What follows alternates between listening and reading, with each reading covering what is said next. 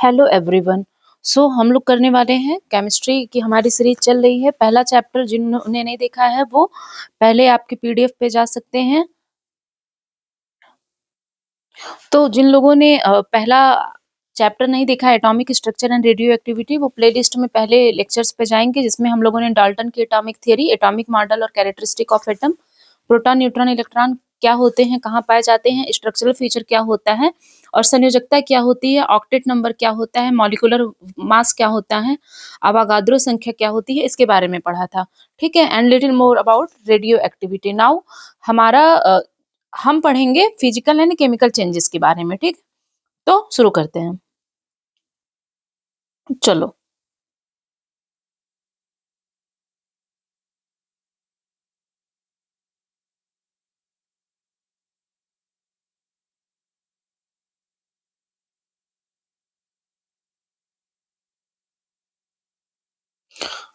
Physical, देखो changes, पहले तो हमें ये पता होना चाहिए कि चेंजेस होते क्या है। ठीक है। अगर हमको चेंजेस पता होगा तो किसी भी सब्सटेंस का फिजिकल चेंज क्या होता है, केमिकल चेंज क्या होता है और उनका सेपरेशन कैसे होता है, देखते हैं।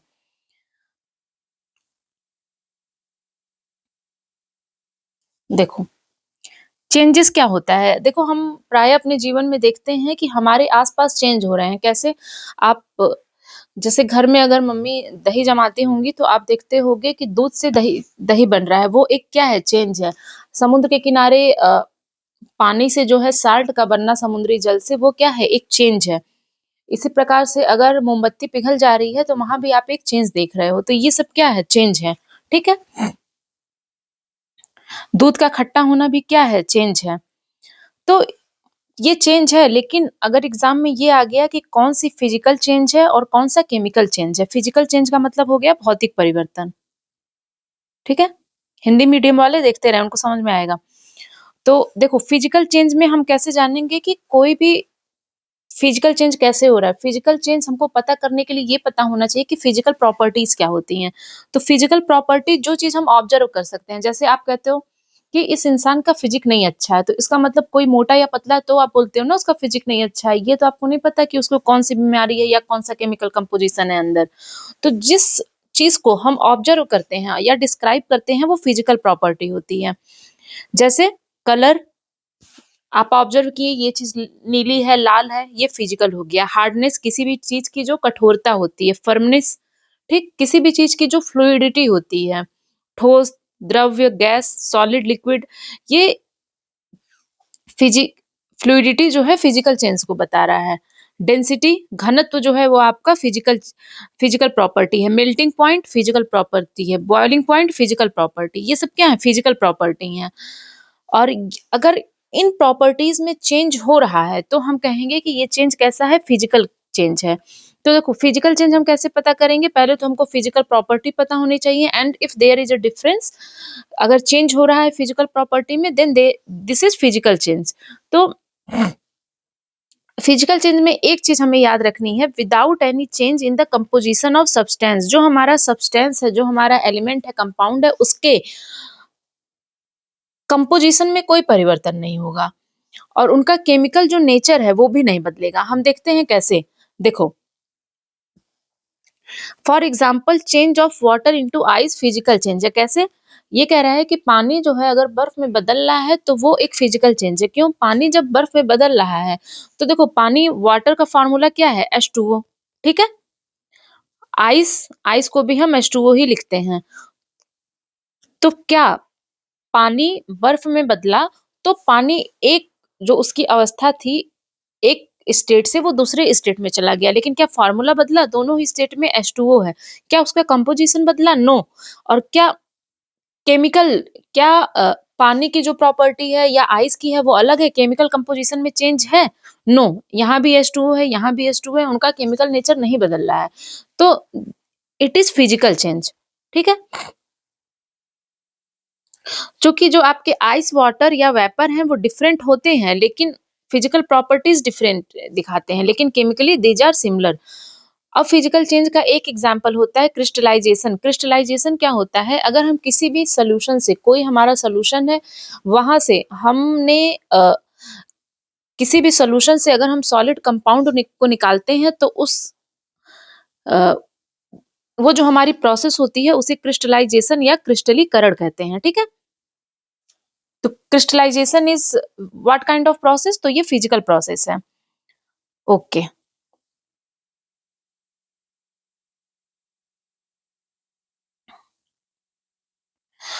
तो क्रिस्टलाइजेशन किस चीज के लिए यूज किया जाता है? Mainly used for separation of, देखो क्रिस्टलाइजेशन किस चीज के लिए यूज किया जाता है? Mainly used for separation of solid substance in pure form from the solution. और ये एग्जांपल है फिजिकल चेंज का। अब हम देखेंगे केमिकल चेंजेस क्या होते हैं।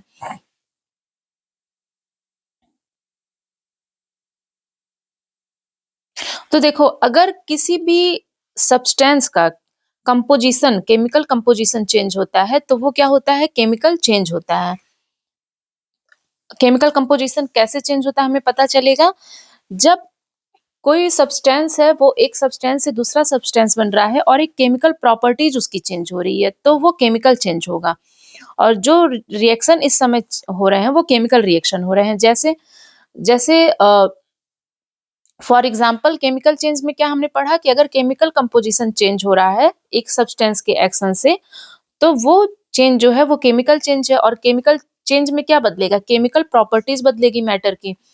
और जो रिएक्शन इस समय हो रहा है वो केमिकल रिएक्शन हो रहा है। जैसे राइपेनिंग ऑफ फ्रूट, फल का पकना केमिकल चेंज कैसे है? क्योंकि देखो, फल फ्रूट जो है वो पहले एक स्टेट में था तो उसका वो उसकी फिजिकल प्रॉपर्टी थी, लेकिन केमिकल चेंज हुआ, फ्रूट पका तो उसके केमिकल कंपोजिशन में चेंज आएगा, है ना? तो ये क्या हुआ? Ripening of fruit chemical change है। सनलाइट फ्रॉम द सन, सूर्य से जो हमें सूर्य का प्रकाश मिल रहा है वो केमिकल चेंज है। क्यों? क्योंकि आप जानते होंगे कि सूर्य के प्रकाश से फोटोसिंथेसिस की प्रोसेस होती है, तो वहां पे केमिकल चेंज होता है। बर्निंग ऑफ आयरन, अगर लोहे का जलना भी क्या होता है? केमिकल चेंज होता है, क्योंकि आयरन अगर बर्न कर रहा है Fe+O2 तो वो एक दूसरा आयरन का ऑक्साइड बनाएगा, तो पूरा का पूरा केमिकल कंपोजिशन ही चेंज हो गया। इसी प्रकार से अगर आप फोटोसिंथेसिस के रिएक्शन में देखोगे तो इधर आपके हैं अ, अगर आप फोटोसिंथेसिस के रिएक्शन में आप क्या देखते हो? फोटोसिंथेसिस की प्रोसेस कैसे होती है? In the presence of sunlight होती है। तो फोटोसिंथेसिस में ग्रीन प्लांट और कुछ अदर ऑर्गेनिज्म क्या करते हैं? वो लाइट एनर्जी को केमिकल एनर्जी में बदलते हैं। और वहां पे क्या होता है? फोटोसिंथेसिस की प्रोसेस में होता है कि आपका जो वाटर और कार्बन डाइऑक्साइड है ना, और कुछ मिनरल्स वो चेंज होते हैं ऑक्सीजन में और एनर्जी रिच ऑर्गेनिक कंपाउंड में। तो ये देखो, यहाँ पे क्या है? केमिकल कंपोजिशन पूरा का पूरा बदल जा रहा है। तो फोटोसिंथेसिस जो है, sunlight from the sun, that is a chemical change. Curdling भी आपका क्या है? केमिकल चेंज का एग्जाम्पल है। नाउ गैल्वेनाइजेशन क्या होता है? तो देखो, गैल्वेनाइजेशन या गैल्वेनीकरण, तो अगर हम किसी भी मेटल में, चाहे लेयर ऑफ मेटल, कौन से मेटल है, क्रोमियम या जिंक में, गैल्वेनाइजेशन वो प्रोसेस होती है जिसमें लेयर ऑफ मेटल, क्रोमियम या जिंक की जो लेयर है वो डिपॉजिट की जाती है आयरन में, ताकि हम आयरन को रस्ट से बचा सकें। एक्चुअली होता क्या है ना, आयरन जो है वो अगर खुले में है, आप लोहे खुले में रखो, देखो उसमें जंग लग जाता है। तो अगर आयरन खुले में रखा है तो उसमें रस्ट लग जाता है, क्योंकि आयरन ऑक्सीजन से क्रिया करके आयरन ऑक्साइड बना लेता है। तो इसी लोहे को हम बचाने के लिए जंग से, रस्ट से, हम क्या करते हैं? इस पे क्रोमियम या जिंक की परत चढ़ा देते हैं। तो इससे क्या होता है? क्रोमियम या जिंक की परत चढ़ाने से अब जो ऑक्सीजन हमारे आयरन से क्रिया कर रहा है वो ऑक्सीजन या जिंक पर क्रिया करेगा। जब तक वो ऑक्सीजन जो है वो क्रोमियम या जिंक पर क्रिया करेगा, जब तक क्रोमियम या जिंक लगा रहेगा आयरन पे। तो इसी, ये जो प्रोसेस है ये क्या है? गैल्वेनाइजेशन। तो गैल्वेनाइजेशन बताओ कौन सा चेंज है? केमिकल चेंज है, ठीक है। अब देखो, comparative study of physical and chemical change देखते हैं हम। इसमें फिजिकल चेंज क्या होता है, केमिकल चेंज क्या होता है? तो देखो, फिजिकल चेंज, फिजिकल चेंज में only the physical properties of the matter change. ठीक, हमने देखा फिजिकल प्रॉपर्टीज ऑफ मैटर कैसे? बर्फ का पानी या पानी का बर्फ में बदलना, वहां पे क्या है? वो सॉलिड से लिक्विड या लिक्विड से सॉलिड में बदल रहा है, लेकिन केमिकल कंपोजिशन नहीं बदल रहा है, राइट? केमिकल चेंज क्या है? केमिकल प्रॉपर्टी भी बदल रही है। हम देख रहे हैं कि गैल्वेनाइजेशन के प्रोसेस में हमने आयरन में क्रोमियम या जिंक की परत चढ़ा दी, तो उसकी केमिकल प्रॉपर्टी बदली, कैसे बदली? पहले अगर बर्फ था तो उसमें आयरन का क्रिया अगर आयरन रिएक्ट कर पहले जो आयरन था उसमें जब ऑक्सीजन रिएक्ट कर रहा था तो रस्ट की प्रोसेस हो रही थी, लेकिन हमने गैल्वेनाइजेशन कर दिया आयरन में, अब हम क्रोमियम या जिंक लगा रहे हैं तो केमिकल चेंज हुआ कि नहीं? अब केमिकल प्रॉपर्टी भी बदल गई। फिजिकल चेंज में कोई नया सब्सटेंस नहीं बना। कैसे नया सब्सटेंस? ऐसे नहीं बना कि बर्फ पानी में चेंज हो रहा है, पानी बर्फ में चेंज हो रहा है तो बस परिवर्तन हो रहा है, चेंज हो रहा है, नया सब्सटेंस नहीं बन रहा है। लेकिन केमिकल चेंज में एक या एक से अधिक नया सब्सटेंस बनता है। केमिकल में ये इंपॉर्टेंट है, जैसे हमने फोटोसिंथेसिस की प्रोसेस में पढ़ा। फिजिकल चेंज में जनरली एनर्जी चेंज नहीं होता है, लेकिन केमिकल चेंज में क्या होता है? जनरली एनर्जी का चेंज होता है। जैसे फोटोसिंथेसिस की प्रोसेस में आपकी जो लाइट एनर्जी है वो बदलती है केमिकल एनर्जी में। देखो बीच बीच में कहीं कहीं ना आपको लगेगा कि एक दो जगह अ, जहां आपको नहीं समझ में आया हो आप कमेंट के माध्यम से पूछ सकते हैं। तो फिजिकल चेंज में क्या एग्जांपल है? मेल्टिंग ऑफ आइस, बर्फ का पिघलना, cutting of paper, melting of wax. Chemical change का क्या एग्जांपल है? कोयले का जलना, formation of curd through milk. क्यों? मिल्क की केमिकल प्रॉपर्टी अलग है और दही की केमिकल प्रॉपर्टी अलग है ना? तो ये केमिकल चेंज हो गया। और बर्निंग ऑफ कैंडल ये रिप्रेजेंट करता है both physical and chemical change को। हाउ? कमेंट के माध्यम से बताइए, नहीं तो नेक्स्ट लेक्चर में हम लोग देखेंगे। ठीक है।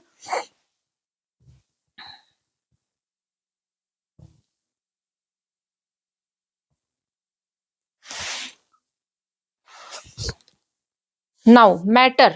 मैटर क्या होता है? मैटर को क्या कहते हैं? कोई भी चीज जिसमें मास है, कुछ मास है, वॉल्यूम है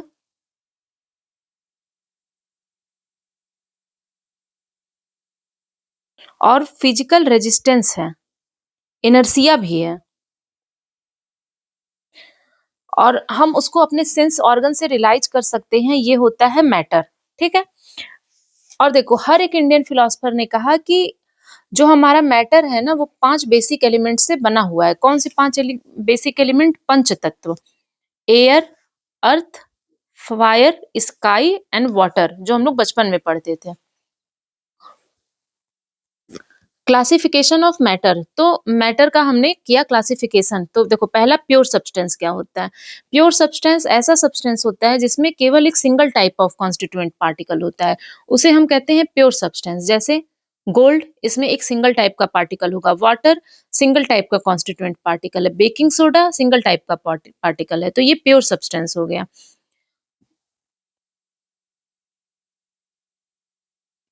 based upon the nature of constituent particle, pure substance दो प्रकार के होते हैं। एक होता है आपका एलिमेंट, एक होता है कंपाउंड। तो एलिमेंट्स क्या होते हैं? एलिमेंट जो है सबसे पहले अगर आपका एग्जाम में आ जाए कि एलिमेंट टर्म का यूज किसने किया था, तो रॉबर्ट बायल ने, उन्होंने एलिमेंट का यूज किया। ठीक है। एलिमेंट टर्म का यूज किया। तो एलिमेंट का मतलब होता है ऐसा pure matter which can't be divided into two और मोर सिंपलर सब्सटेंसेस। अगर हमने कोई प्योर मेटल अगर हमने कोई प्योर मैटर लिया और उसको हम दो या दो से अधिक सिंपल सब्सटेंसेस में नहीं तोड़ पा रहे हैं किसी भी प्रॉपर्टी से, या तो फिजिकल या केमिकल मेथड से। जैसे सोडियम अगर हमने ले लिया, सोडियम एलिमेंट हमने लिया, तो क्या हम इसको दो पार्ट में तोड़ पा रहे हैं किसी भी फिजिकल या केमिकल मेथड से? नहीं। तो और न ही उनसे दूसरा हमने एलिमेंट हम बना पा रहे हैं, न ही हम उनसे दूसरा सब्सटेंस बना पा रहे हैं। जैसे हमने सोडियम लिया, ठीक, एक प्योर मैटर हमने लिया, मान लिया सोडियम है, इसको तो हम दो पार्ट में तोड़ नहीं पा रहे हैं, और न ही हम इसे एक दूसरा नया सब्सटेंस बना पा रहे हैं, तो इसे हम कहेंगे एलिमेंट। ठीक। जैसे एग्जाम्पल में iron, chlorine, sulphur, gold, bromine, etc, ये सब क्या है? आपके एलिमेंट है। तो कंपाउंड क्या है? देखो कंपाउंड वो होते हैं, पहले हमने एलिमेंट पढ़ा कि एलिमेंट को नहीं तोड़ तोड़ पा रहे हैं और वो अपने प्योर फॉर्म में है, लेकिन कंपाउंड्स क्या होते हैं? कंपाउंड दो या दो से अधिक एलिमेंट को मिला के बनते हैं। ठीक है। जो आपके यौगिक हैं वो दो या दो से अधिक तत्वों को मिलाकर बने हुए हैं। लेकिन देखो दो या दो से अधिक तत्व तो हैं, लेकिन वो एक फिक्स्ड प्रोपोर्शन में होने चाहिए। यहाँ पे ये इंपॉर्टेंट है। मिक्सचर में भी दो या दो से अधिक एलिमेंट है, लेकिन वहां कोई प्रोपोर्शन नहीं है। जैसे आपने मिश्रण तैयार किया चीनी का पानी के साथ, क्या वहां एक फिक्स प्रोपोर्शन है चीनी में, पानी में आप जितना भी चीनी मिलाओ, लेकिन कंपाउंड्स क्या होते हैं, वहाँ फिक्स प्रोपोर्शन में आपके एलिमेंट होते हैं। तो compound is a substance composed of two या more element chemically combined with one another, जिनको हमने केमिकल प्रोसेस से कंबाइंड किया है एक फिक्स प्रोपोर्शन में। जैसे H2O, H2O क्या है, एक कंपाउंड है। क्यों? क्योंकि इसमें आपके हाइड्रोजन के 2 मॉलिक्यूल हैं, ऑक्सीजन का 1 मॉलिक्यूल है। और ratio of mass of hydrogen और ऑक्सीजन हमेशा कितना होता है, 1:8 होता है। ठीक है, ये डाल्टन की एटॉमिक थ्योरी आप पढ़ लेना। तो इम्प्योर सब्सटेंसेस या मिक्सचर क्या होते हैं, हमने पढ़ा पहले, एलिमेंट पढ़ा, फिर हमने देखा कंपाउंड क्या होते हैं, मिक्सचर क्या होते हैं। तो मिक्सचर अगर हम 2 या 2 से अधिक टाइप के सब्सटेंसेस को किसी भी प्रोपोर्शन में मिला लें, तो उसे हम क्या कहते हैं, मिक्सचर कहते हैं। ठीक, तो मिक्सचर ऑफ जैसे शुगर और वाटर का मिक्सचर हो गया, साल्ट और वाटर का मिक्सचर हो गया, सिरप, सिरप भी मिक्सचर होता है, अलाय भी मिक्सचर होता है, गन पाउडर भी मिक्सचर होता है। ओके,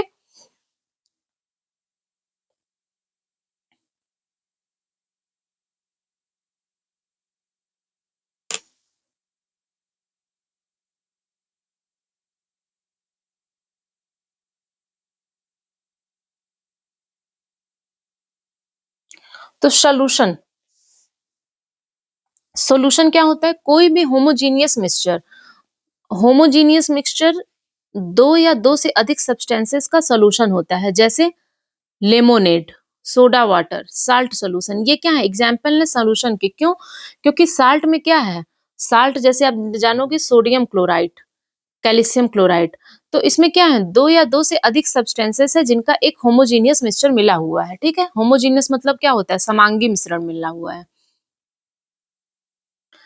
तो समांगी मिश्रण का मतलब ये होता है कि अगर होमोजीनियस का मतलब ये होता है कि अगर नमक जैसे है, ठीक है, तो नमक को अगर आप टेस्ट कर रहे हो तो थ्रू आउट वो सेम टेस्ट करता है, ये हुआ होमोजीनियस मिक्सचर। तो होमोजीनियस हमने पढ़ लिया, होमोजीनियस मिक्सचर क्या होता है, सोल्यूशन क्या होता है, सब्सटेंस क्या होते हैं। अब हम देखेंगे किसी भी सोल्यूशन के, जो हमने सोल्यूशन पढ़ा, सोल्यूशन क्या होता है, होमोजीनियस मिक्सचर होता है 2 या 2 से अधिक सब्सटेंसेस का। तो सोल्यूशन होते हैं 2 टाइप के, एक होता है सॉल्वेंट, एक होता है सॉल्यूट।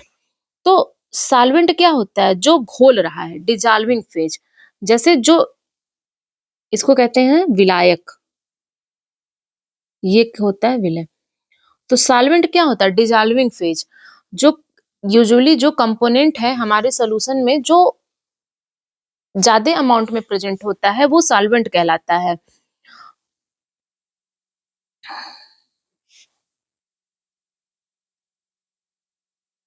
ठीक है, सॉल्यूट क्या होता है, यूजुअली वो कंपोनेंट जो लेसर क्वांटिटी में प्रेजेंट होता है किसी भी सॉल्यूशन में, वो क्या कहलाता है, सॉल्यूट कहलाता है। सॉल्वेंट हमने पढ़ा जो लार्ज अमाउंट में प्रेजेंट है, डिजॉल्विंग फेस है उसका, उसे हम कहते हैं सॉल्वेंट। सॉल्यूट क्या होता है, जो लेसर क्वांटिटी में प्रेजेंट है। जैसे चीनी का मिश्रण, चीनी को हमने, शुगर को हमने लिया वाटर में, शुगर प्लस वाटर, तो शुगर प्लस वाटर में जनरली वाटर ज्यादा होता है, तो वाटर हमारा क्या होगा, सॉल्वेंट होगा, है ना, क्योंकि वाटर डिजॉल्विंग फेज में है। और जो लेसर क्वांटिटी में है, जैसे लेसर क्वांटिटी में शुगर है आपका, तो शुगर आपका क्या होगा, सॉल्यूट होगा। ठीक, तो some example of solution are solute and solvent are, पहला शुगर सॉल्यूशन में sugar is the solute and water is the solvent, and in solution of soda and water soda is solute and water is solvent. I think now this is clear. किसी भी solution की property क्या होती है, तो पहला देखो, a solution is a homogeneous mixture in which the particle size of the solute and solvent are almost same. ये कह रहा है कि किसी भी, अगर हम सॉल्यूशन की बात करें तो सॉल्यूशन एक होमोजेनियस मिक्सचर होता है जिसमें सॉल्यूट की साइज और सॉल्वेंट की साइज ऑलमोस्ट सेम होती है। अगर हमने पानी और चीनी का मिश्रण लिया तो हम देखेंगे कि जो आपका चीनी है, चीनी के हर एक पार्टिकल का साइज, और सॉल्वेंट H2O का हर एक पार्टिकल का साइज क्या होगा, ऑलमोस्ट सेम होगा। और particle size of the solute, ये जो घुल रहा था चीनी, वो क्या होता है, are smaller than 1 nanometre in the diameter, less than 1 nanometre होता है ताकि ये घुल सके। Therefore they can not be seen by naked eyes, इसीलिए हम इनको नग्न आंखों से नहीं देख सकते हैं।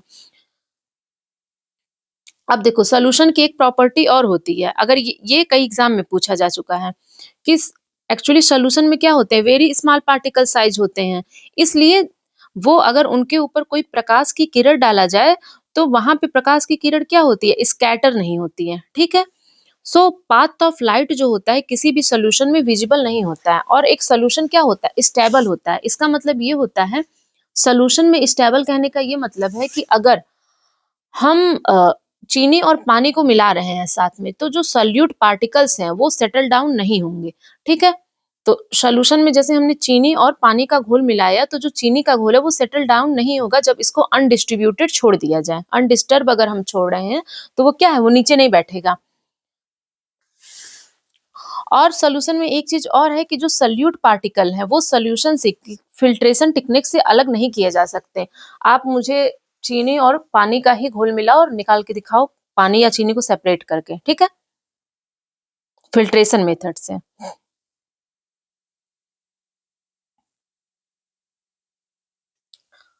Now type of solution, broadly solution को कैटेगराइज किया जा सकता है फिजिकल फेज और कंसंट्रेशन के हिसाब से। On the basis of physical phase, तो हम देखते हैं कि फिजिकल फेज के हिसाब से सॉल्यूशन कितने टाइप्स के होते हैं। देखो कैसे, जैसे कि हमने पढ़ा, एक होता है सॉल्यूट, एक होता है सॉल्वेंट। सॉल्यूशन में दो पार्ट होते हैं, है ना। अच्छा, आपको समझ में आ रहा है कि नहीं, कमेंट के माध्यम से बताओ, ठीक है। तो एक होता है आपका सॉल्यूट, एक होता है सॉल्वेंट। जो ज्यादा मात्रा में रहेगा वो आपका क्या होता है, सॉल्वेंट होता है, मैक्सिमम वाटर। सॉल्यूट क्या होता है, जो कम होता है, लिटिल शुगर, है ना। एक एग्जाम्पल लेके समझते हैं ना तो हमको समझ में आता रहता है, हम आपको समझा सकते हैं। On the basis of physical phase, तो फिजिकल फेज के हिसाब से तो देखो 9 type of solution physical phase के हिसाब से इन्होंने बताया है। कैसे, देखो कभी हो सकता, ऐसा तो है नहीं कि हमेशा जो सॉल्यूट है वो शुगर के फॉर्म में होगा और सॉल्वेंट जो है वो वाटर के फॉर्म में होगा या लिक्विड में।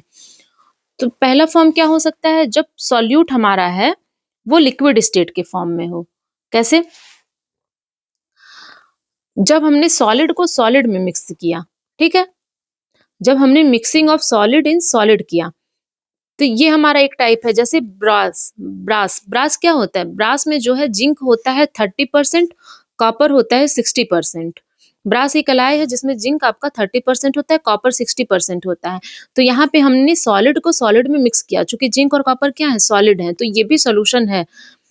Solution of solid into a liquid, तो सॉलिड को अगर देखो ये कह रहा है कि सॉल्यूट को हमने सॉलिड स्टेट में लिया, तो पहली बात तो हम सॉलिड को सॉलिड में घोल सकते हैं, फिर हमने सॉलिड को लिक्विड किया, फिर solution of solid in gas लिया, तो solution of solid into a liquid example है।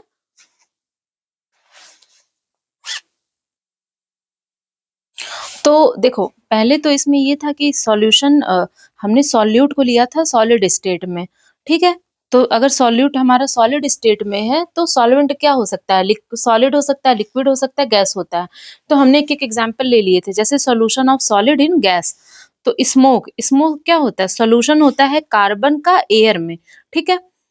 तो स्मोक आपका क्या होता है, कार्बन का एयर में सॉल्यूशन होता है। तो यहाँ पे आपका जो सॉल्यूट है, कार्बन है, वो तो है आपका सॉलिड स्टेट में, लेकिन एयर ये किस स्टेट में है, गैसियस स्टेट में है ना।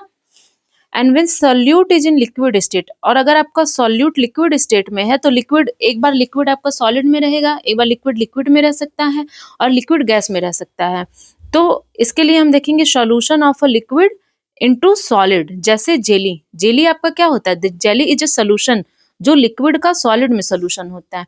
Solution of a liquid in a liquid, जैसे liquor, ethyl alcohol, solution in water, solution of a liquid in gas. तो सॉल्यूट, सॉल्यूट मतलब जो प्राय कम में है, तो हमने देखा कि सॉल्यूशन लिक्विड का गैस में, जैसे वाटर वेपर, वाटर वेपर क्या है, लिक्विड है, ठीक है। वाटर जो है वो आपका वाटर वेपर, भाप बना, ठीक है। और लिक्विड जो है air, air is a gas. तो solution of a liquid in a gas, water vapour in the air when solute is in gaseous state. तो सॉल्यूट को हम देखेंगे गैसियस स्टेट में जब सॉल्यूट होगा। तो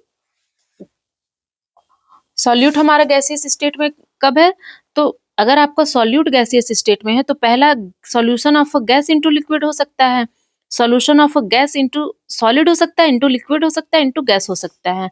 तो solution of gas into solid का एग्जांपल क्या है? हाइड्रोजन गैस और पैलेडियम मेटल, जहाँ पे आपका सॉल्यूट जो है हाइड्रोजन वो गैस है और पैलेडियम मेटल।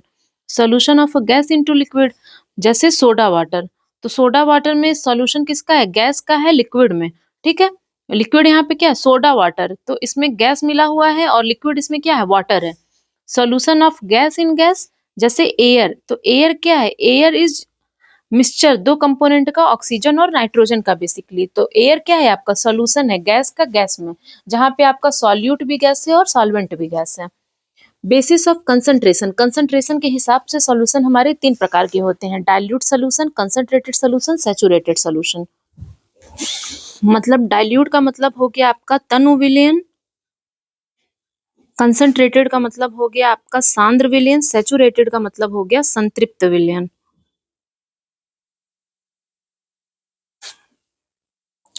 डाइल्यूट सॉल्यूशन क्या होता है?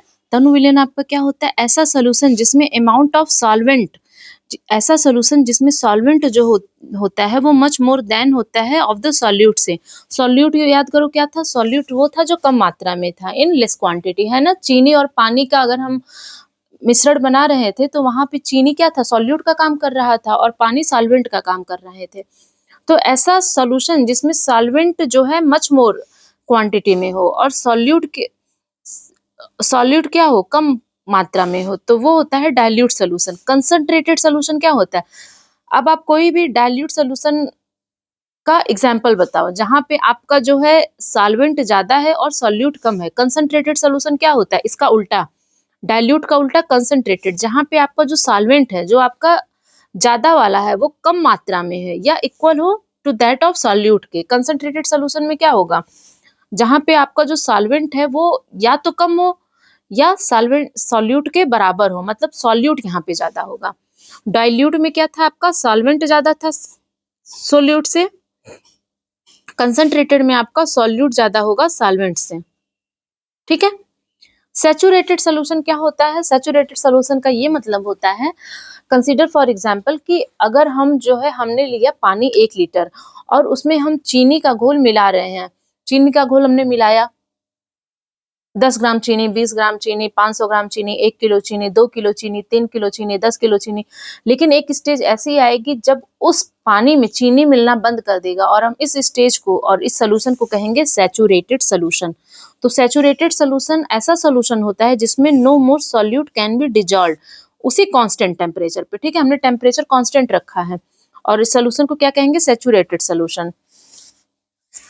और दिए हुए टेम्परेचर पे अगर हम एक टेम्परेचर लेके चल रहे हैं तो जो सॉल्यूट डिजॉल्व होता है सैचुरेटेड सोल्यूशन में उसे हम क्या कहते हैं? सॉल्युबिलिटी, ठीक। अनसैचुरेटेड सोल्यूशन क्या होता है? देखो सैचुरेटेड का मतलब समझ में आ गया कि अब उससे ज्यादा हम जो है सॉल्यूट को नहीं मिला पा रहे हैं सॉल्वेंट में। लेकिन अनसैचुरेटेड सोल्यूशन क्या होता है? अगर अमाउंट ऑफ सॉल्यूट जो होता है वो सॉल्यूशन में लेस देन होता है अमाउंट रिक्वायर्ड फॉर सैचुरेशन के, सॉरी अमाउंट रिक्वायर, एक सेकेंड।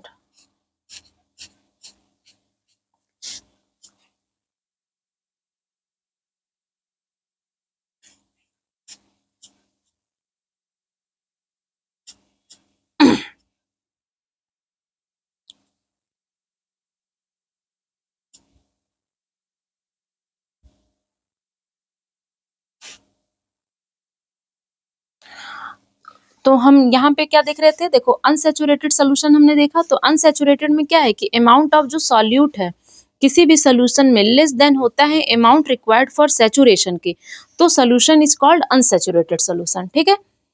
सैचुरेटेड हमको पता चल गया, अनसैचुरेटेड पता चल गया। सुपर सैचुरेटेड क्या सोल्यूशन क्या होता है? सुपर सैचुरेटेड, तो सैचुरेटेड को हमने सुपर कर दिया। इसका मतलब ये है कि विन अ सैचुरेटेड सोल्यूशन, जब किसी सैचुरेटेड सोल्यूशन को गर्म किया जाता है, अगर पानी में हम चीनी का मिश्रण मिला रहे हैं तो एक स्टेज ऐसी आएगी कि it will become saturated solution at constant temperature. लेकिन अगर हमने टेम्परेचर को चेंज किया, हीट किया, तो सॉल्यूट की एबिलिटी क्या होती है? पानी और तेजी से घुलने लगेगा, तो ability to dissolve the solute increases और इस सोल्यूशन को हम कहते हैं सुपर सैचुरेटेड सोल्यूशन। ये सोल्यूशन लेकिन जो है नॉर्मल टेम्परेचर पे नहीं प्राप्त किया जा सकता। ठीक है।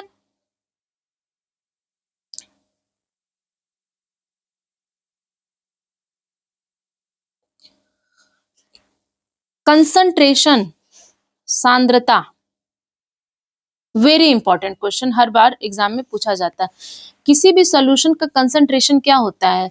तो कंसंट्रेशन किसी भी सॉल्यूशन का वो होता है जितने अमाउंट सॉल्यूट प्रेजेंट होता है in a given amount of solution में, उसे हम कहते हैं concentration. The amount of solute present in a given amount of solution or the amount of solute dissolved in a given mass or volume of solution दिए गए temperature पे, उसे हम क्या कहते हैं? कंसंट्रेशन कहते हैं।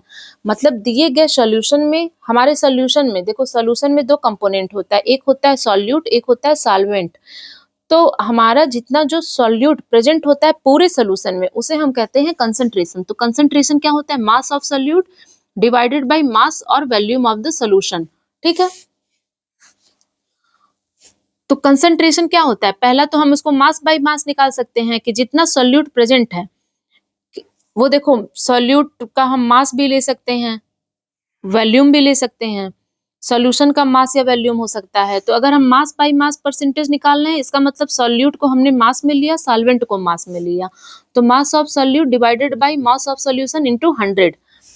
मास बाय वॉल्यूम लिया, इसका मतलब mass of solute divided by volume of solution 100। Volume by volume लिया, मतलब volume of solute divided by volume of solution into 100।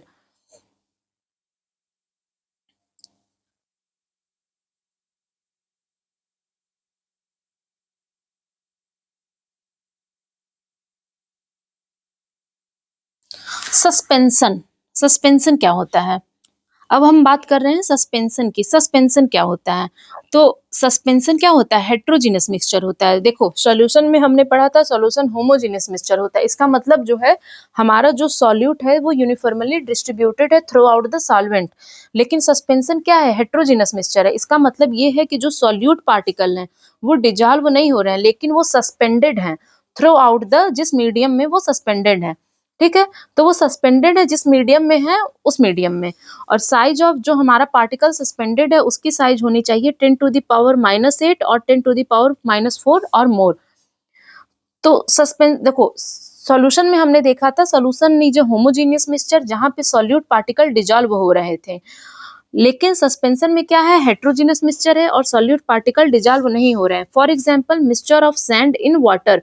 अगर बालू का मिश्रण हम पानी में देखते हैं तो क्या देखो, बालू और पानी को आप मिलाओगे, क्या पूरी तरह घुलता है? नो।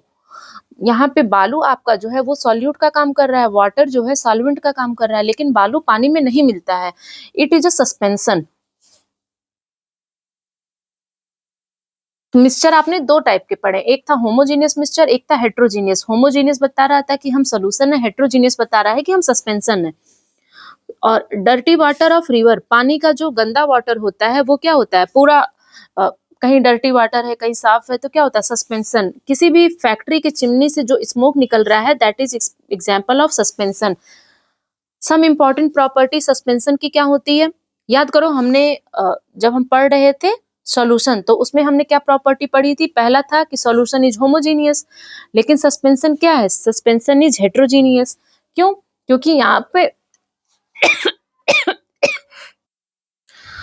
तो देखो, आपका वहां पे जो हम पढ़ रहे थे सॉल्यूशन, सॉल्यूशन क्या था? Solution was homogeneous. लेकिन सस्पेंशन क्या है? हेट्रोजीनियस है। क्यों? क्या? क्योंकि यहाँ पे जो सॉल्यूट है वो सॉल्वेंट में डोंट डिजॉल्व, डिजॉल्व नहीं हो रहा है।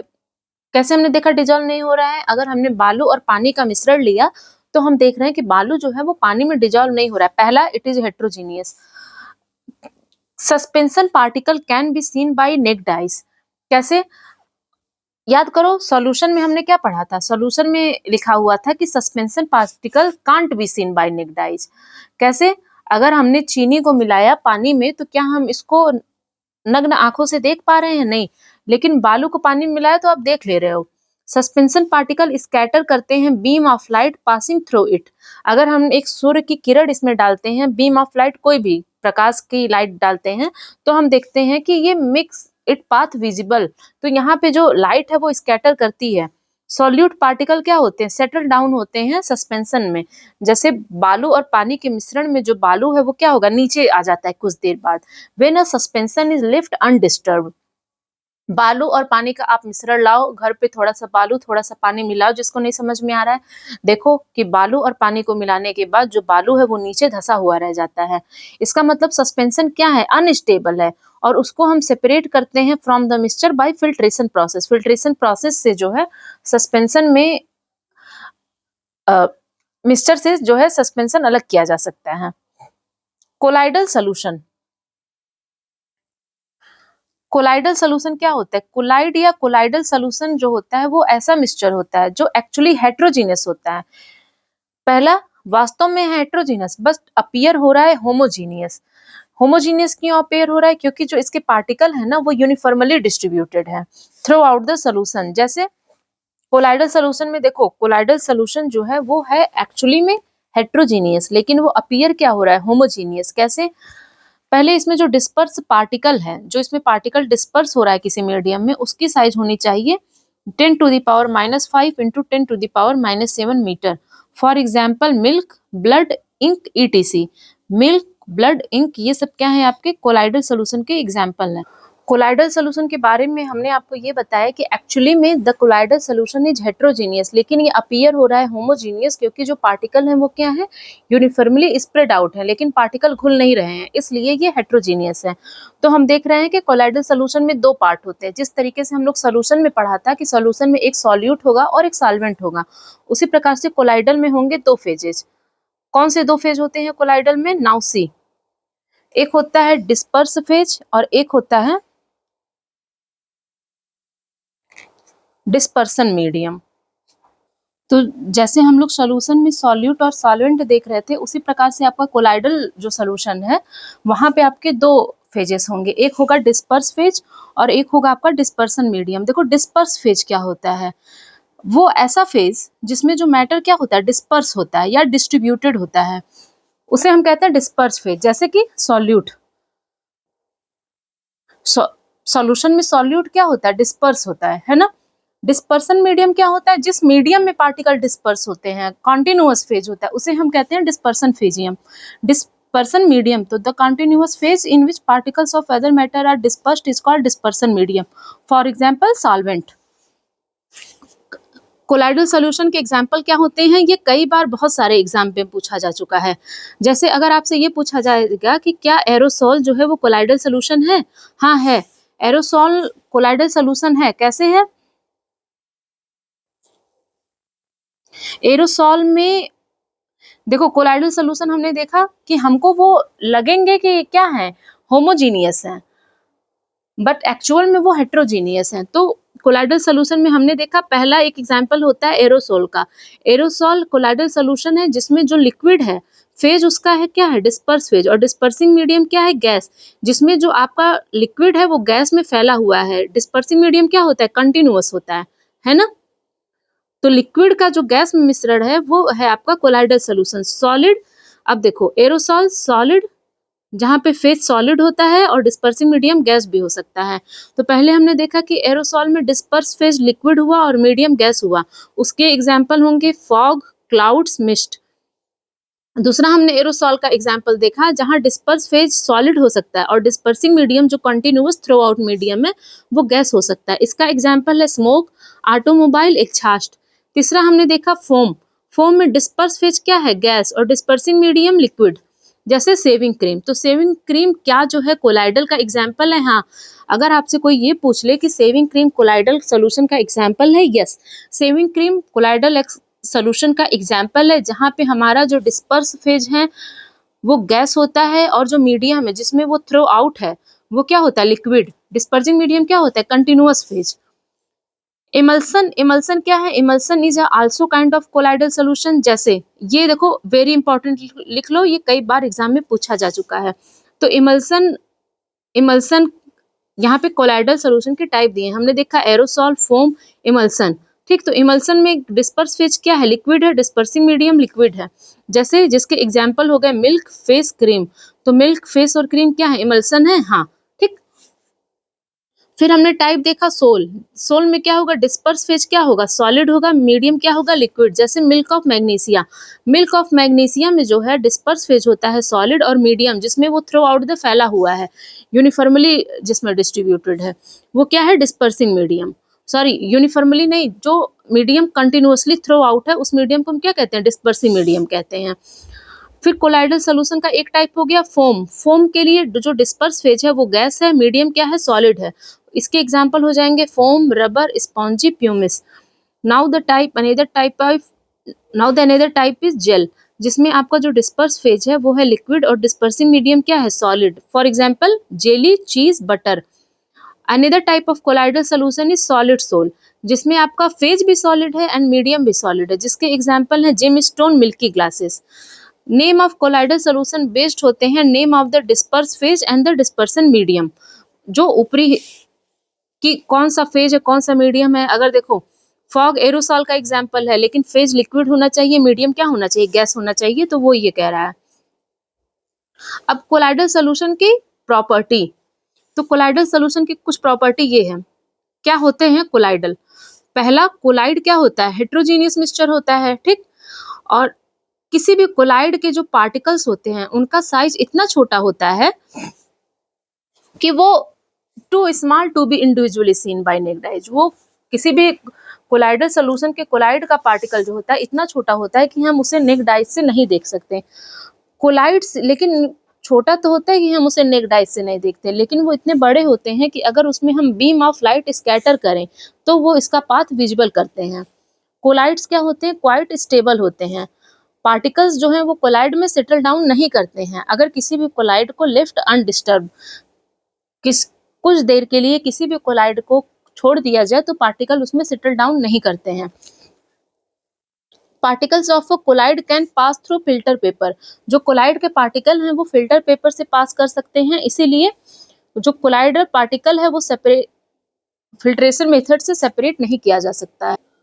अब देखो, आप ऊपर हमने एक चीज देखी कि डिस्पर्स फेज लिक्विड है, मीडियम गैस है, फेज सॉलिड है, मीडियम गैस है। यहाँ फेज हमने गैस देखा, लिक्विड देखा, लेकिन हमने कहीं पे भी डिस्पर्स फेज गैस और मीडियम गैस नहीं देखा। क्यों? क्योंकि गैस जो है वो गैस में आराम से मिल जाती है, और लेकिन कोलाइडल सोल्यूशन में क्या होता है, colloidal solution is a heterogeneous mixture, इसलिए गैस का गैस में पॉसिबल नहीं है कोलाइड के साथ। ओके,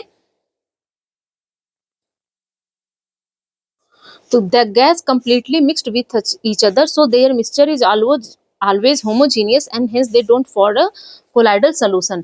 अब हम देखेंगे टिंडल इफेक्ट क्या होता है, ठीक। तो देखो टिंडल इफेक्ट क्या होता है, अगर कोई भी कोलाइडल पार्टिकल्स हैं उस पे हम लाइट को स्कैटरिंग कर रहे हैं, अगर हम उस पे लाइट को डाल रहे हैं तो वो लाइट को क्या करेगी, स्कैटर करेगी, और इसी प्रोसेस को हम क्या कहते हैं, टिंडल इफेक्ट कहते हैं। ये जो हमारी क्रिया है, scattering of light by the colloidal particle, it is called Tyndall effect. True solution में क्या होता है, ट्रू सोल्यूशन का मतलब ये होता है जहाँ पे सॉल्यूट पार्टिकल बहुत छोटे होते हैं। तो जो ट्रू सोल्यूशन होते हैं, सॉल्यूट पार्टिकल इतने छोटे हैं कि वो लाइट को स्कैटर नहीं कर सकते फॉलिंग ऑन देम, इसलिए ट्रू सोल्यूशन में टिंडल इफेक्ट होगा नहीं।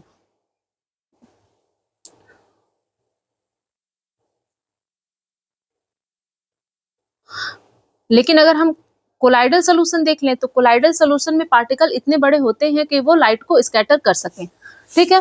तो देखो इन्होंने क्या लिया है, एग्जाम्पल में जो है कॉपर सल्फेट का सोल्यूशन लिया। कॉपर सल्फेट का सोल्यूशन है जिसमें हमने डाला टार्च, लाइट को डाला तो हमने देखा लाइट क्या है, वो स्कैटर हो गई, और पाथ ऑफ लाइट क्या है, हमें दिख रहा है, विजिबल है।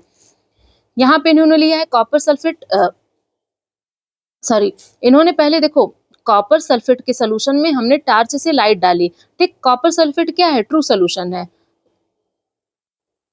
तो यहाँ पे हमने देखा कि जो लाइट है वो तो नहीं फैली, लेकिन जैसे ही हमने मिल्क रख दिया तो मिल्क पे हमने देखा कि लाइट जो है वो स्कैटर हो गई, क्योंकि मिल्क क्या है, कोलाइड है, और कोलाइड शो करता है टिंडल इफेक्ट को, लेकिन ट्रू सोल्यूशन नहीं शो करता है टिंडल इफेक्ट को। अब टिंडल इफेक्ट कहाँ कहाँ पे ऑब्जर्व किया जा सकता है, तो Tyndall effect can also be observe in the following situation. जब जैसे कि आप दरवाजा बंद कर दो और दरवाजे में जो किनारे कोना होता है ना, वहां पे आप टार्च से जलाओ तो आप देखोगे जो लाइट है ना वो फैल जा रही है ना। तो ये है फॉलोइंग सिचुएशन में हम क्या देख रहे हैं, टिंडल इफेक्ट देख रहे हैं। When a fine beam of light enters a room through a small hole. क्यों ये स्मॉल होल से लाइट फैल रही है? Due to the particle of dust and smoke in the air. दूसरा हम देखते हैं कि अगर सनलाइट पास करती है, अगर हम डेंस फॉरेस्ट देखते हैं और वहां सनलाइट है पास करती है, तो भी टिंडल इफेक्ट हम देख रहे हैं। और फॉरेस्ट में हम क्या देखते हैं, जब जंगल में आप जाओ वहां फॉग होता है तो छोटे छोटे स्मॉल वाटर ड्रॉपलेट्स देखते हैं जो कोलाइड पार्टिकल की तरह बिहेव करते हैं। ठीक, अब देखो इमल्सन क्या होते हैं। इमल्सन देखो यहाँ पे क्या था, यहाँ हम लोगों ने पढ़ा ना, इमल्सन के लिए डिस्पर्स फेज लिक्विड होना चाहिए। ये इमल्सन के लिए क्या है, डिस्पर्स फेज लिक्विड होना चाहिए, मीडियम लिक्विड होना चाहिए। इमल्सन के एग्जांपल हमारे थे milk and face cream like Garnier.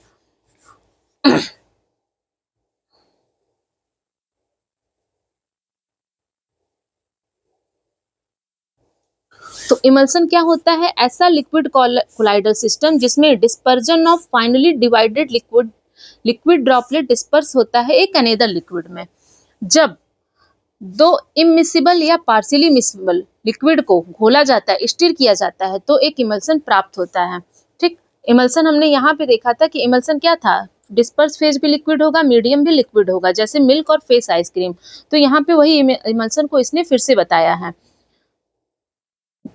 Emulsification क्या होता है, अगर लिक्विड मिक्सचर को, एक लिक्विड मिक्सचर को हम इमल्सन में अगर हम एक लिक्विड मिक्सचर को चेंज कर रहे हैं इमल्सन में, तो इस प्रोसेस को हम क्या कहते हैं, इमल्सिफिकेशन कहते हैं। इमल्सन के कौन कौन से एग्जांपल हैं, जहां पे आपका डिस्पर्स फेज भी लिक्विड होना चाहिए, मीडियम भी लिक्विड होना चाहिए।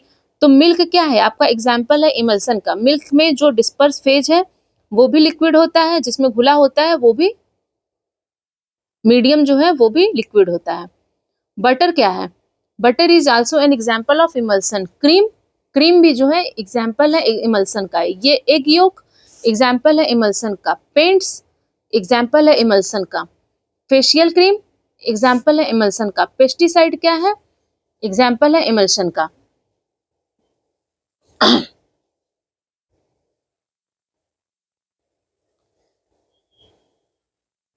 अब देखो टाइप ऑफ इमल्सन, अब देखेंगे कि टाइप ऑफ इमल्सन कितने प्रकार के हैं।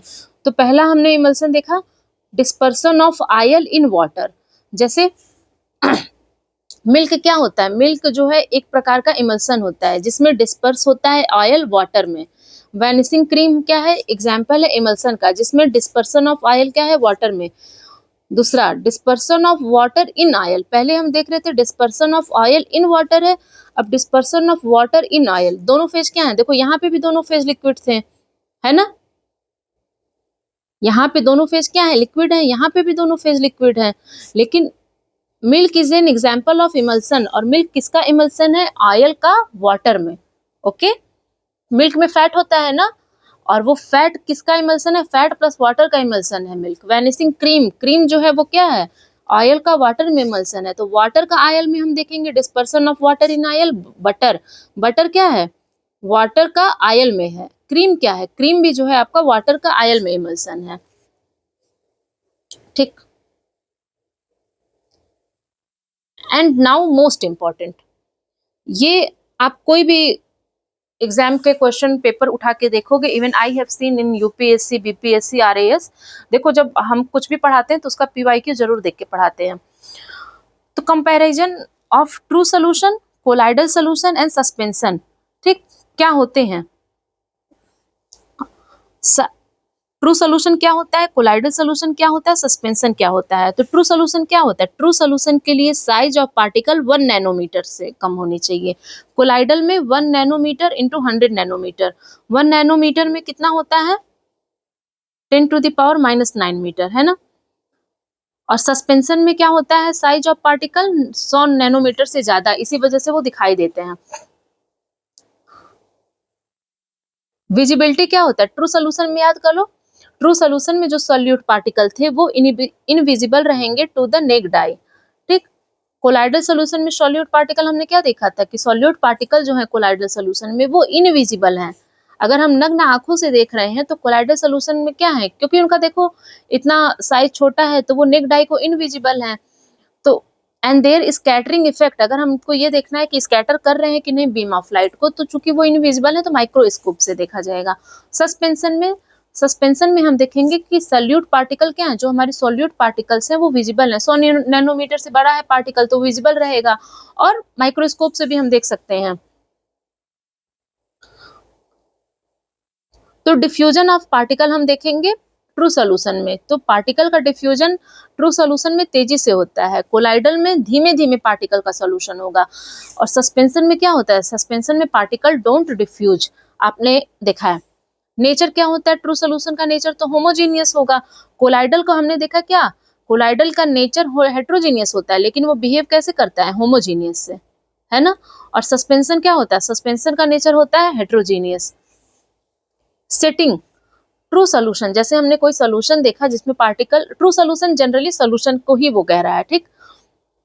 तो ट्रू सोल्यूशन में क्या हमने देखा कि सोल्यूट पार्टिकल जो हैं वो सेटल डाउन नहीं हो रहे हैं। कोलाइडल सोल्यूशन में क्या है, सोल्यूट पार्टिकल जो है वो सेटल हो रहे हैं बाय कॉन्फ़िगरेशन। लेकिन सस्पेंशन में क्या है, सस्पेंशन में जो है सोल्यूट पार्टिकल सेटल हो रहे हैं अंडर ग्रेविटी।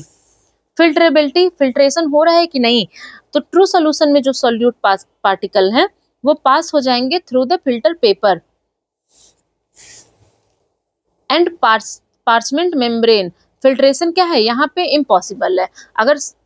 अगर आप चीनी और पानी का मिश्रण ले रहे हो और मिला रहे हो, फिर उसको फिल्टर पेपर से पास करो, चीनी पानी दोनों साथ में ही चला जाएगा पास फिल्टर पेपर से, है ना। तो फिल्ट्रेशन इम्पॉसिबल है। कोलाइडल में हम क्या देख रहे हैं, जो सोल्यूट पार्टिकल है वो ऑर्डिनरी फिल्टर पेपर से क्या होगा, पास करेगा। लेकिन अगर हम पार्चमेंट मेम्ब्रेन लेते हैं तो वो पास नहीं करेगा, यहाँ भी फिल्ट्रेशन क्या है, इम्पॉसिबल है। सस्पेंशन में हम देखेंगे कि जो सॉल्यूट पार्टिकल है, सॉल्यूट और सॉल्वेंट याद आया, सॉल्यूट जो कम वाला होता है तो वो तो फिल्टर पेपर से पास नहीं करेगा, ना ही पार्चमेंट मेम्ब्रेन से। फिर हम देखेंगे ट्रू सोल्यूशन में टिंडल इफेक्ट, तो ट्रू सोल्यूशन टिंडल इफेक्ट दिखाता है नहीं, कोलाइडल दिखाता है टिंडल इफेक्ट, यस, और सस्पेंशन दिखाता है Tyndall effect, yes. Brownian motion होती है ट्रू सोल्यूशन में, नो, कोलाइडल में दिखाते हैं ब्राउनियन मोशन, और सस्पेंशन में don't show Brownian motion. Now your question will be कि ब्राउनियन मोशन क्या होता है। ब्राउनियन मोशन क्या होता है, देखो ब्राउनियन मोशन ये मोशन होता है कि अगर कोई भी पार्टिकल सस्पेंडेड है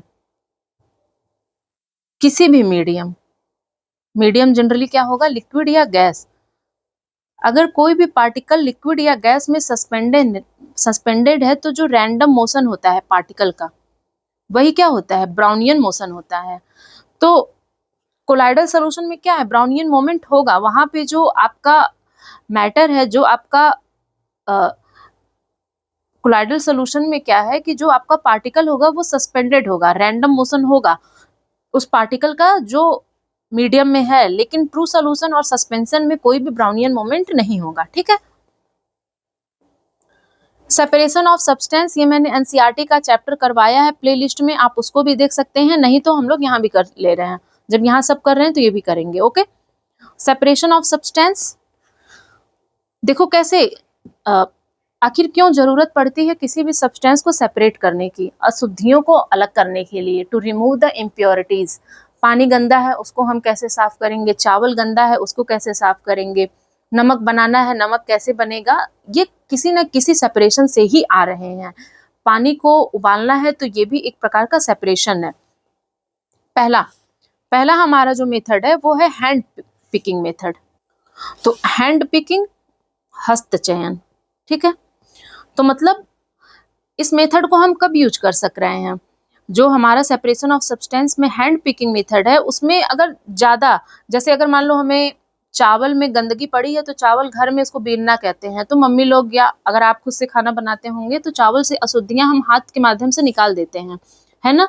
लेकिन ये कब पॉसिबल है, जब इम्प्योरिटीज हमारी क्या है, लार्जर साइज की है, जैसे डर्ट हो गया, मिट्टी हो गई, स्टोन हो गया, पत्थर का कोई टुकड़ा हो गया, हस्क हो गया, कोई अनाज हो गया, and straw from wheat, rice या पल्सेज।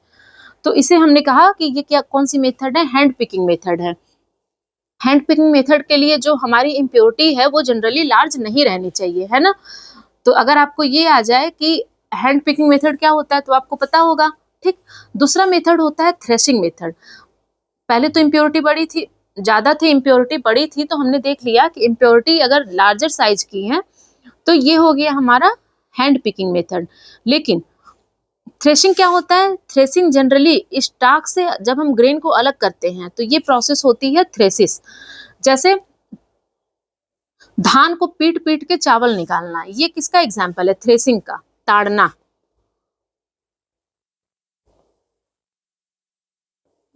ठीक, गहाई भी कहते हैं। विनोइंग क्या होता है? विनोइंग का क्या मतलब होता है? और सोना उसे शायद कहते हैं हिंदी में।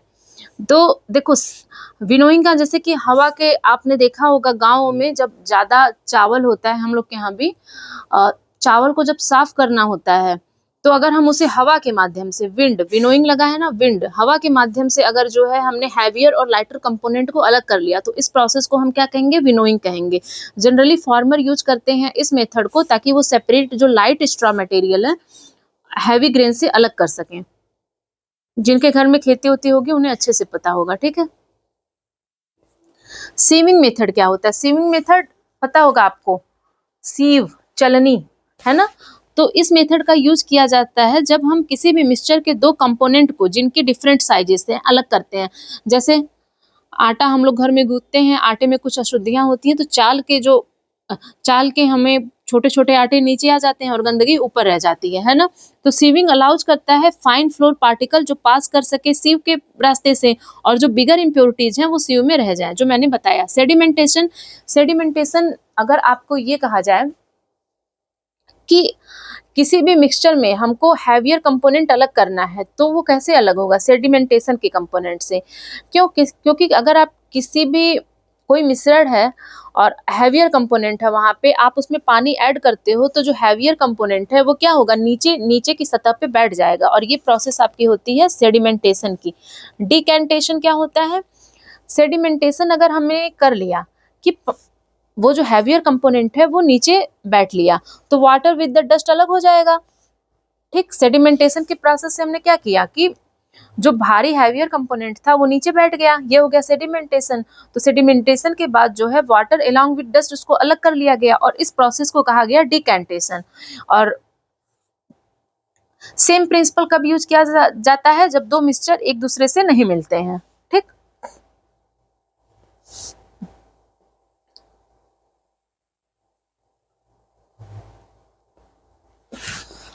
फिल्ट्रेशन, फिल्ट्रेशन का मतलब ये होता है जिसमें कोई ऐसा प्रोसेस जिसमें सॉलिड पार्टिकल किसी भी लिक्विड या गैसियस फ्लूइड में रिमूव किया जाता है फिल्टर के माध्यम से। अगर हम लिक्विड या गैस में कोई भी सॉलिड पार्टिकल है और उसको हम किसी फिल्टर मीडियम से, वो फिल्टर मीडियम आपका फिल्टर पेपर हो सकता है, कुछ भी हो सकता है, तो उसे हम फिल्ट्रेशन कहते हैं। जैसे दूध से पनीर बनाना, तो आपने देखा होगा दूध को फाड़ के हम पनीर बनाते हैं, लेकिन पनीर हम कैसे बनाते हैं? दूध जब फट जाता है उसको कपड़े में रख के ऐसे मोड़ लेते हैं तो पानी तो नीचे चला जाता है और पनीर क्या होती है? उस कपड़े में रह जाती है। तो ये फिल्ट्रेशन मेथड हो गया। कंडेंसेशन, कंडेंसेशन कि वाटर वेपर जो है, लिक्विड का वाटर वेपर में बदलना। जो हमारा पानी है जब वो भाप बन रहा है तो इसको हम क्या कह रहे हैं? कंडेंसेशन कह रहे हैं। और कंडेंसेशन प्ले करता है major role in the formation of cloud, है ना। Separation, separating the component of a mixture. अब देखो ये कह रहा है कि किसी भी मिक्सचर के कंपोनेंट को कैसे हम अलग कर रहे हैं, उसकी ढेर सारी प्रोसेस हैं। चलो ये कहानी जो है ये आप अपने से पढ़ लेना, नहीं तो लेक्चर विल बी लेंदी, है ना। तो पहला हम देखते हैं मिक्सचर के कंपोनेंट, कैसे हम किसी भी किसी भी मिक्सचर के हम कंपोनेंट को कैसे सेपरेट कर रहे हैं। तो पहला है हमारा इवेपोरेशन। इवेपोरेशन का मतलब ये होता है कि अगर लिक्विड से गैसियस स्टेट में किसी भी सब्सटेंस का कन्वर्जन हो रहा है, अगर वो अपनी जो है द्रव्य अवस्था से गैस में बदल रही है तो इसको हम क्या कहते हैं? इवेपोरेशन। इवेपोरेशन को हिंदी में वाष्पीकरण कहते हैं ना। तो अगर कोई भी सब्सटेंस लिक्विड से गैसियस स्टेट में बदल रहा है तो इसे हम क्या कहेंगे? इवेपोरेशन कहेंगे। And the substance is said to be volatile, और इस सब्सटेंस को क्या कहेंगे? वोलाटाइल। आप पढ़ते होंगे न्यूज़पेपर में आपको मिलता है। तो वोलाटाइल वो सब्सटेंस होता है जो लिक्विड से गैसियस स्टेट में बदल सकता है। तो इस मेथड में हम क्या करेंगे कि अगर देखो हमको कोई भी वोलाटाइल कंपाउंड से नॉन वोलाटाइल कंपाउंड को अलग करना है तो हम क्या करेंगे, उस मिश्रण को गर्म कर देंगे। गर्म करने के बाद जो वोलाटाइल कंपाउंड है वो तो गैस बन के उड़ गया, जो नॉन वोलाटाइल कंपाउंड है वो रह गया, है ना। तो इसलिए this method can be used to separate a volatile component from non volatile. Mixture को हीट करने में क्या है, वोलाटाइल कंपोनेंट इवापोरेट कर गया, living behind the non volatile component. जैसे सी वाटर से साल्ट, तो सी वाटर और साल्ट को जब हमने गर्म किया तो क्या किया, जो इसमें वोलाटाइल था, पानी तो उड़ गया समुद्र का और बचा क्या, साल्ट, तो हमने जो है कॉमन साल्ट को निकाल लिया from the sea water.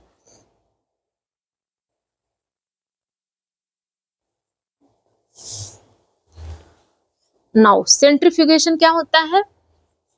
Centrifugation में देखो, अगर हमने दो कंपोनेंट लिया है जिनकी डेंसिटी डिफरेंट है, कोई भी दो कंपोनेंट जिनकी डेंसिटी डिफरेंट है और वो है साथ में, तो उनको हम किस माध्यम से सेपरेट कर सकते हैं, बाय सेंट्रीफ्यूगेशन मेथड से। ये मेथड इस प्रिंसिपल पे बेस्ड है कि जो आपका भारी वाला पार्टिकल है, जो डेंसर पार्टिकल है वो नीचे आ जाएगा और जो लाइटर पार्टिकल है वो ऊपर आ जाएगा।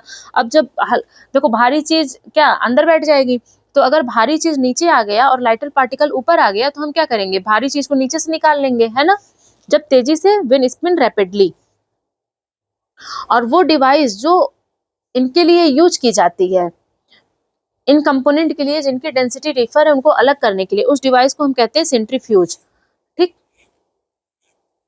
सेंट्रीफ्यूगेशन मेथड का कहाँ कहाँ यूज होता है, डायग्नोस्टिक लेबोरेटरीज में, ब्लड और यूरिन टेस्ट के लिए, डायरीज में, डेयरी में, वॉशिंग मशीन में।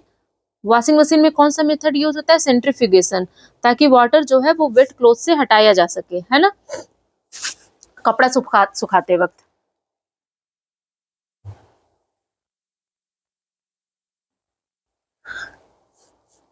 Separation by using separating funnel and solvent extraction. तो देखो अगर कोई भी दो मिक्सचर हैं, जो मिश्रण, कोई भी मिक्सचर है जिसमें दो इमिसिबल लिक्विड मिला हुआ है, तो उसको हम कैसे हटाएंगे। तो ये इस प्रिंसिपल पे काम करता है कि जो इमिसिबल लिक्विड हैं वो सेपरेट लेयर में आपके सेपरेट हो जाएंगे, डिपेंड करता है ये इनकी डेंसिटी के हिसाब से। जैसे आपने पेट्रोल का बनना भी देखा होगा, तो पेट्रोल क्या है, लेयर्स में डिफरेंट डेंसिटी के हिसाब से पेट्रोल जब बनता है, जब पेट्रोल बनता है तो वो डिफरेंट डेंसिटी के हिसाब से एक जगह पेट्रोल आता है, फिर डीजल, ऐसे आपने प्रोसेस देखी होगी। रिफाइनरी ऑयल में हम ये पढ़ते हैं। तो ये सेपरेशन क्या है, बाय यूजिंग सेपरेटिंग फनल, जहाँ लेयर बनती है डिफरेंट डेंसिटी के हिसाब से। इसके एग्जांपल क्या है सेपरेटिंग फनल के, separation of mixture of oil and water and solvent extraction method used in pharmaceutical and petroleum industry, जैसे मैंने पेट्रोलियम का बताया।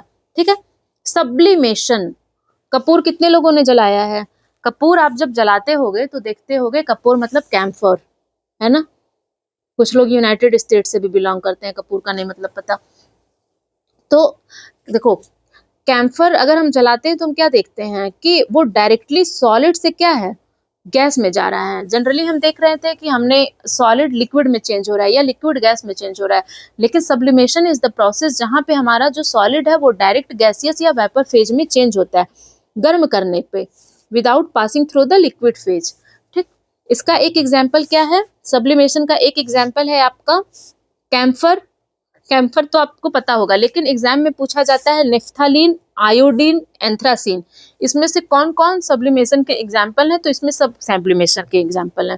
ठीक, चलो ये कहानी है, आप पढ़ लेना। क्रोमेटोग्राफी, क्रोमेटोग्राफी देखो क्रोमा कहीं लिखा है ना, इसका मतलब होता है कलर, क्रोमोसोम, क्रोमैटिक, तो क्रोमेटोग्राफी का मतलब होता है, क्रोमा मीन्स कलर।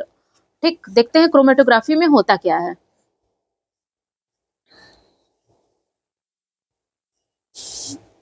तो क्रोमेटोग्राफी का यूज कब होता है, उन सॉल्यूट को अलग करने के लिए जो सेम सॉल्वेंट में मिल जाते हैं। तो क्रोमेटोग्राफी का यूज हम कब कर रहे हैं, सेपरेशन ऑफ उन सॉल्यूट्स में जो सेम सॉल्वेंट में मिक्स हो जाते हैं। And separation of different component of a mixture किस चीज पे डिपेंड होता है, ये डिपेंड होता है ऑन देयर डिफरेंट सॉल्युबिलिटी। जैसे जैसे अगर इंक में डाई प्रेजेंट है तो उसको हम अलग कर सकते हैं इंक से डाई को by the medium of paper chromatography, क्योंकि डाई जो इंक में प्रेजेंट होता है उसकी सॉल्युबिलिटी डिफरेंट होती है। जो इंक हम यूज करते हैं, जो इंक हम यूज करते हैं, जैसे इस समय हम इंक मान लो यूज कर रहे हैं, तो उसमें जो वाटर है वो क्या होगा, सॉल्वेंट होगा। और और वाटर क्या है, सॉल्वेंट है, और dye is soluble in ink, dye क्या है, सॉल्यूट है। तो जैसे जैसे वाटर, अगर हमने ये क्रोमेटिक मेथड का यूज किया तो वाटर जो है वो फिल्टर पेपर पे राइज होने लगेगा अपने साथ डाई पार्टिकल को लेके। लेकिन यूजुअली डाई क्या होता है, मिक्सचर होता है दो या दो से अधिक पार्टिकल का। तो वो कलर कंपोनेंट जो ज्यादा सॉल्यूबल होगा वाटर में, वो तेजी से उठेगा। और इस वजह से हम जो दो कलर हैं उनको हम क्या करेंगे, अलग कर लेंगे। ठीक है। तो क्रोमेटोग्राफी का यूज हम कहाँ करते हैं, ड्रग्स फ्रॉम द ब्लड से ड्रग को अलग करने के लिए। सेम प्रिंसिपल पे, क्योंकि डिफरेंट सॉल्युबिलिटी हो गई तो हमने क्रोमेटोग्राफी का यूज किया। Pigments from the natural colour in a dye को यूज करने के लिए। कैसे, उसने बताया है कि वो कलर कंपोनेंट जो ज्यादा वाटर में सॉल्युबल होगा वो तेजी से ऊपर उठेगा, और इसी प्रकार से तेजी से ऊपर उठा तो हम उसको पहले निकाल लेंगे। ठीक है।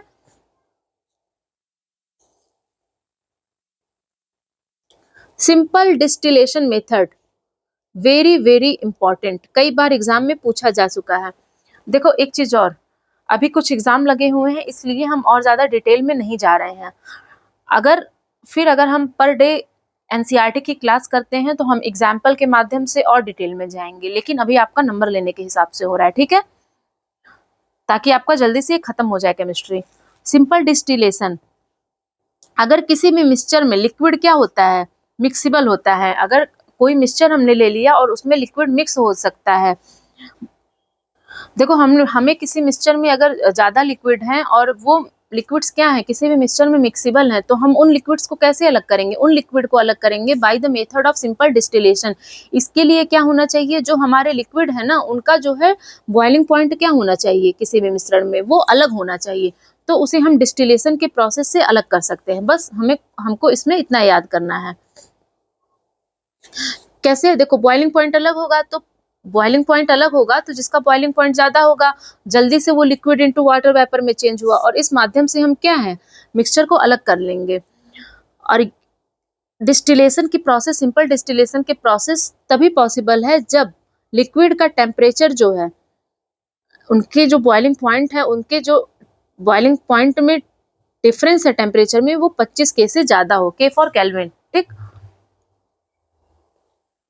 अब हमने देखा कि डिस्टिलेशन की प्रोसेस हम कब कर रहे थे, जब दो या दो से अधिक मिक्सिबल लिक्विड्स थे, लेकिन उनके बॉइलिंग पॉइंट में टेम्परेचर क्या है, 25 के हो या 25 के से ज्यादा हो। लेकिन अगर बॉइलिंग पॉइंट किसी भी दो लिक्विड का जो है वो 25 के से कम हो, तब हम किस मेथड का यूज करते हैं, फ्रैक्शनल डिस्टिलेशन का यूज करते हैं।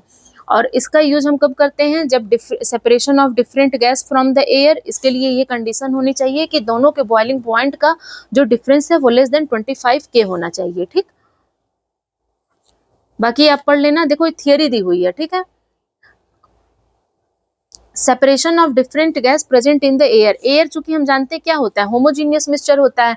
तो अगर ये होमोजीनियस मिक्सचर है तो एयर के मिश्रण को हम कैसे अलग कर लेंगे, फ्रैक्शनल डिस्टिलेशन के माध्यम से, क्योंकि उनका टेम्परेचर जो है एयर के मिश्रण में वो 25 के से जनरली कम होता है, बॉइलिंग पॉइंट का टेम्परेचर। इस पर्पज के लिए हम क्या करेंगे, एयर में जो डिफरेंट गैसेस हैं उनके सेपरेशन के लिए एयर को हमने दबा दिया, कंप्रेस्ड किया, प्रेशर को बढ़ा के। जब हमने प्रेशर को बढ़ाया तो एयर को क्या किया, कंप्रेस्ड किया, और उसको फिर ठंडा किया लो टेम्परेचर पे, तो लिक्विड एयर ऑब्टेन्ड हो गई। ठीक। एंड फिर इस लिक्विड एयर को अलाउ किया गया कि ये धीरे धीरे क्या हो, गर्म हो एक फ्रैक्शनल डिस्टिलेशन कॉलम में, जहां पे जो गैस है वो सेपरेट हो जाएंगी, क्योंकि हर एक गैस जो है उसके बॉइलिंग पॉइंट डिफरेंट है, तो वो डिफरेंट हाइट पे, ज्यादा बॉइलिंग पॉइंट वाली ऊपर, कम बॉइलिंग पॉइंट वाली नीचे, ऐसे जो है वो डिफरेंट गैसेस प्रेजेंट एयर में अलग हो जाएंगी।